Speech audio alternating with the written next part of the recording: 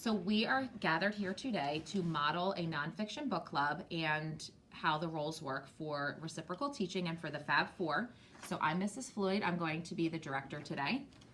I'm Adriana Schwartz, and I'm going to be the summarizer. I'm Sarah Schwartz, and I will be the clarifile. I'm Lizzie Veras, and I will be the questioner. I'm Becca, and I'll be the predictor. Okay, so the first thing is that I want to make sure you have all of your materials. Does everybody have their book? Yep. Does everybody have their Fab Four box sheet? Yep. And everybody has a pencil? Okay. Can I change my pencil? Yes, I have one right here. Okay, so we want to make sure as the director that everybody has all of their materials first. And no, just stay here. And good. And then the director would debrief based on the last reading, but we're starting this book for the first time. So I'm going to introduce it, just like you will as the director. So our book is The Iditarod, and it's a dog sled race across America. And I'm going to have our predictor start. Where would we start? So first, we're going to start by looking at some of the pictures. Okay, and we already did that off camera. And so, Becca, what was a prediction that you had? My prediction was that I think it's going to be about dog sled race because it's literally dog sled race across Alaska. And I think it's going to be like where it is and like history about it, because in this it shows lines of where they're going. So it might be like pass the baton. And Okay. because Now then you would stop and say, does anybody else have predictions? does anybody else have predictions? And just take one for the sake of time. Thank you. I predict that it might be about like the historical Side of it? side of it. Also, it could also be about more about Iditarod. Now what made you think of, when you make your prediction, why did you make that prediction? Because I could see that there were a lot of black and white pictures, which basically, and these and these, and there were also, if I can find it, this dude who looks very, very in the olden days, which I think that, and this is not how life would be today. I feel like that's. It would be. I think you drew good Modern. conclusions from the picture, so Yeah. maybe we'll find out about the past all the way up to the present time of this race. Okay, so once we make our predictions, I need to decide with the group how we're going to share the reading, which we did prior to filming. And so, Becca, you're going to be reading, I thought Lizzie was pages 4 and 5. And then we'll have 6 and 7. Oh no, 6 is Adriana. 7 is going to be Sarah. And then 8 and 9 will be Becca. Okay. Should I start out? Yep. Is everybody ready? Let's go, calls out the driver of the dog sled. 16 Alaskan Huskies, tongues wagging, sprint down a snowy path. A strong wind whips the Arctic air. But these dogs have thick fur and love to run, especially in cold weather. The cold temperatures keep them from getting too hot. For the next 2 weeks, they'll get their chance to run and run and run. It is the first Saturday of March in Anchorage, Alaska. The start of the world famous Iditarod dog sled race. Good. So also over here, you'll see that there are 2 different pictures, and one has a key kind of thing, like a little map key. We have a picture of a dog sledding, dog sled, dogs, and then the Iditarod trail. And should I read the little captions? Yes. Okay. The Iditarod finish line in Nome, Alaska, is 1,161 miles away from Anchorage. Right? Yeah. Anchorage, Alaska. But by plane, the trip is 650 miles. And then this picture, one of the dog sled dogs, the dog sled dog, its drivers use many different kinds of sled dogs, which they're called sled dogs. A team of sled dogs can go about 20 miles an hour. Okay, Adriana. All right commands the driver, and the dogs speed up. Most sled drivers or mushers are from Alaska. Some come from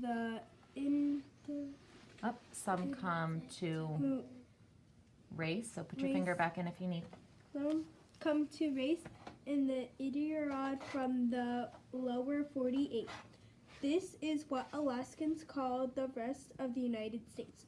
A few mushers journey from Europe and Asia to race.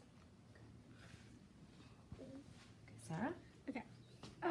One thing she real quickly got to read the caption. Oh, thank Do you want to read it? Or you can. Down at the bottom. Okay.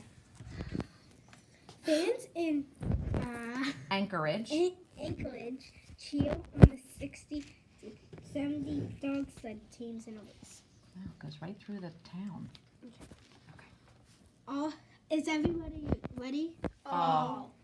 All come to test their courage and determination. The Alaskan wilderness in wintertime is a cold, harsh place.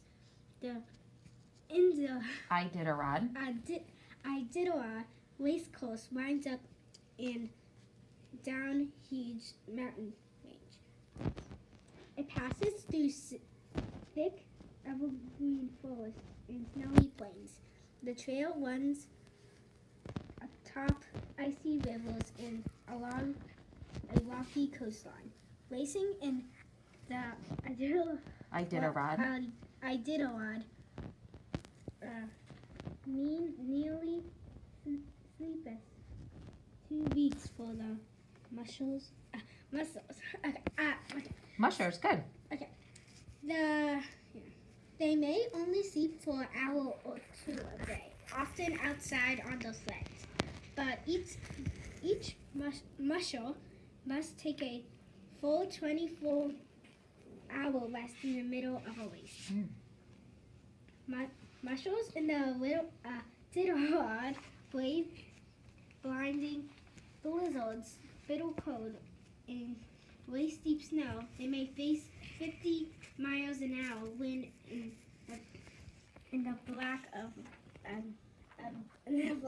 night. Good, great. Also, real quick, does anyone have any questions about any of the boards? Even worse, they risk running into a disturbing. No, let's go back. Even worse, they risk running into and disturbing a moose. A moose will charge them.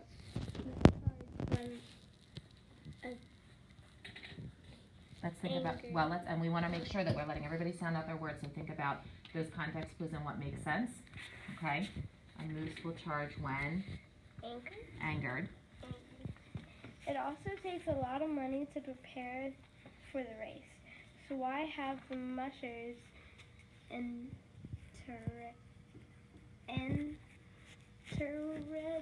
So let's look at that past tense. That's okay.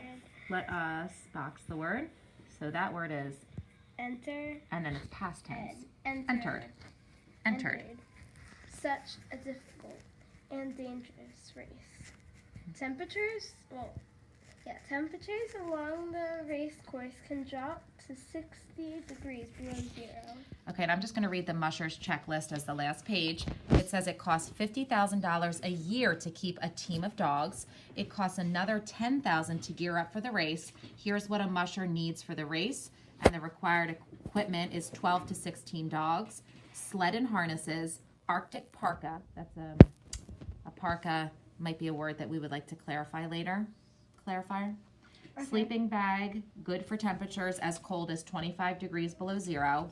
An axe, snowshoes, dog booties, dog food, 2 pounds per day per dog, people food, 1 pound per day, a sack of mail, a symbol of the trail's original use as a mail route.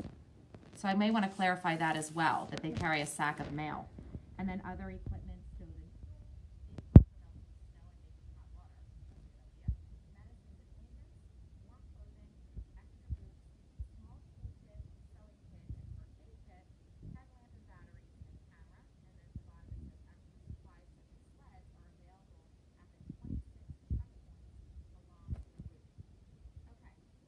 this point, the questioner and the summarizer would then, join in with the clarifier to make sense of what we just read. And so, let's have you start. So, should I ask them to ask the group to write 1 or 2 questions on their sheet? Well, you would ask, if you came up with questions while we were reading, you would ask them and then open it up to the floor for anybody else. Yeah, so I had one.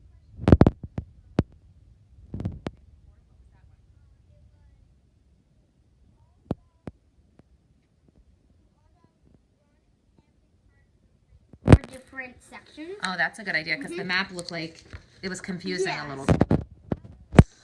Thinking, now that I think about it, can I clarify my question? Yeah. No.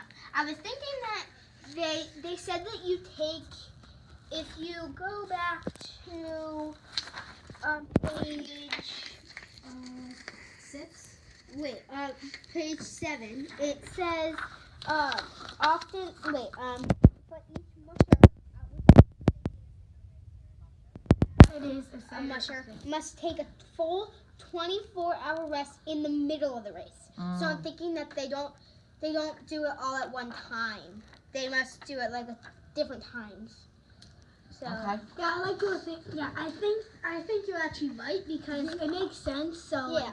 they do one part the first day or 2, and then the second part But I wonder how long it says that they, for 2 weeks, it's 2 weeks long is the race. So maybe. And then in the middle of it is when they take that 24-hour rest. So it's a long race. So yeah, does anyone have any questions, Miss Floyd? I had a question about what on the required equipment. I thought 2 things. Now I know what a parka is, but I'm thinking if somebody younger may not know what that is. Does anybody else know what a parka is? I think it An might Arctic be like, parka. Okay. I think it's isn't it like I think it's like kind of like a dog, like a special dog or something. That's a good guess. I think would it be a special coat maybe? It is a coat. Do you have, now that's tricky because there's no context sentences for us to figure that out. It's just in a list. I use my background knowledge to know what a parka is because I do a lot in the outdoors. How did you think you know?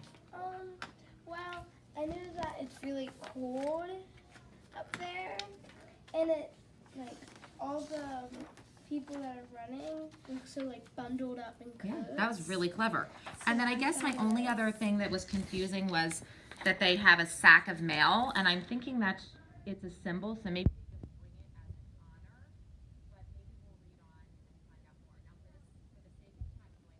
but I do want the summarizer to give us a little summary.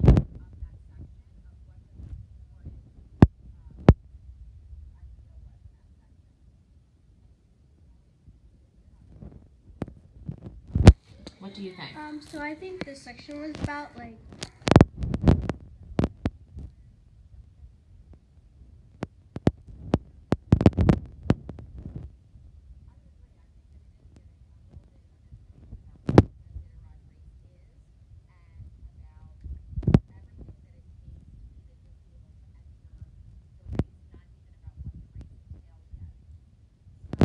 we're going to stop there for right now. At this time, I will fill out my daily report. Yep. It says, did all of my group members come prepared, which I would check yes. And did all of the group members participate, which of course you did an excellent job. That would be a check for yes. And then at the very end, if we had vocab to do or another task for our teacher, we would do that. The director would let the group know. And then the group would fill out a book club reflection about how they did as an individual in the group. I have just one question. Yes. So, yeah, shouldn't we also get like not only for questions for like the mail file, but should we also like get like a Post-it to save our spot? Yes, and you will have that when you get your book club folders, but I will give you one for now, and then we're going to sign off. Thank you so much. Bye.